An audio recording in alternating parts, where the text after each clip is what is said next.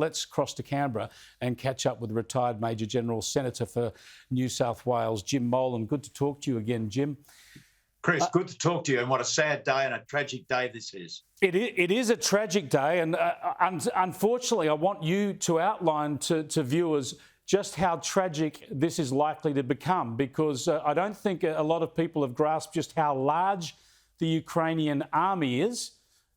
No doubt it'll be vastly outnumbered and with superior technology by the Russians, but they have a very large army, and it's a country most likely to do everything it can to defend itself, isn't it? Chris, I think it very much is, and this will be the mark, not just for the Ukraine, this will be the mark for the West. You were criticising the West quite rightly for its complacent attitude to many things, and we need to be inspired by the Ukraine. We need to be inspired by how Ukraine will fight going into the future. It has a good army. It has a large army, and maybe Russia is invading with under 200,000 troops, and it seems to be coming from a number of different directions. We've seen explosions in Kyiv. We've seen amphibious landings down in Mariupol and Odessa. We've seen Lviv also be under attack. But I still believe, if I had to back anything, Chris, I'd say that they will come from the southeast, from the Donbass, in the first instance, and that the military, they've got to hold the Ukraine forces all around. So they'll have to do things on every part of the border for a period of time.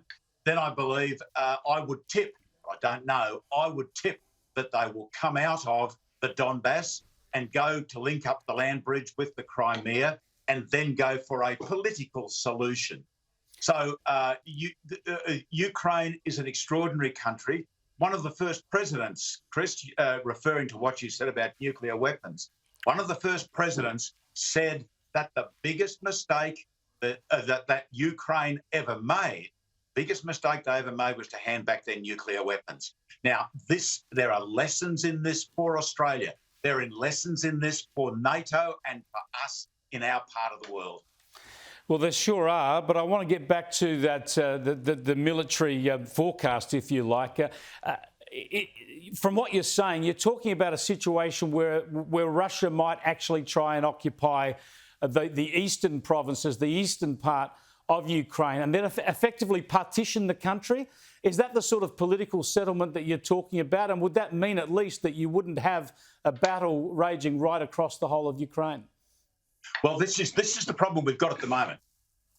President Putin has created the capability from Belarus, the Belarus border, all around from the Russian border, and all around to Crimea, where he can do anything he wants. So he has created the capability to do a full invasion, to do a partial invasion, or to do fundamentally anything he wants. What we don't know is what his intent is.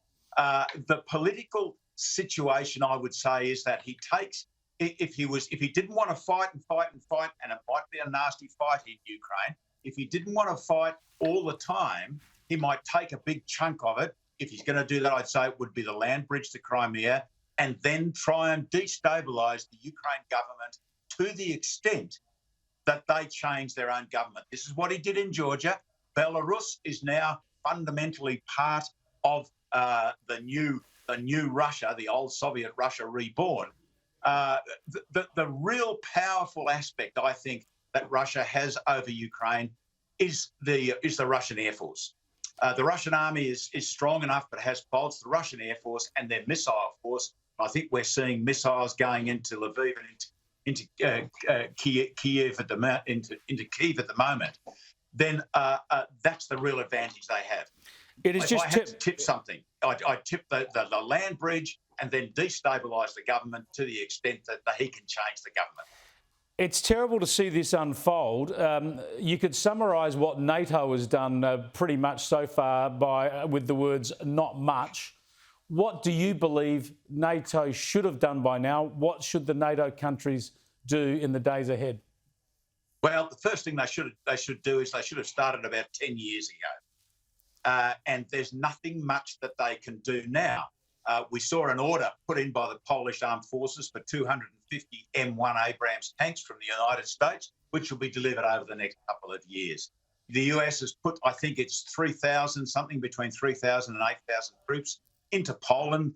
The UK has put troops into Poland. Perhaps having taken Ukraine, the Russians will go into Poland, but I don't think so. I don't think they're going to Lithuania this time. They should either have stayed out of the Ukraine, or they should have given Ukraine enough capability, enough missiles, enough forces to defend itself, because it's not part of NATO. Now, if it had have come into NATO a couple of years ago, sometime after Russia stole the Crimea, at least we could have found ourselves in an even bigger shooting war at that stage. But and not that it excuses anything that Putin's done, but the mishandling of the situation in Ukraine has been a contributor to what Putin is doing now by NATO. And that's what I would complain about. But the lessons are there, Chris, for all of us to see, and the lessons apply to our part of the world. Thanks for talking to us again, Jim, and we'll catch up with you again in the days to come. Thanks, Chris. Let's learn the lessons and let's apply them to ourselves. Thank you. Senator Jim Molan there, who's formerly a Major General in the Australian Army and led our forces and US forces in Iraq, as well as many other overseas ventures over the years.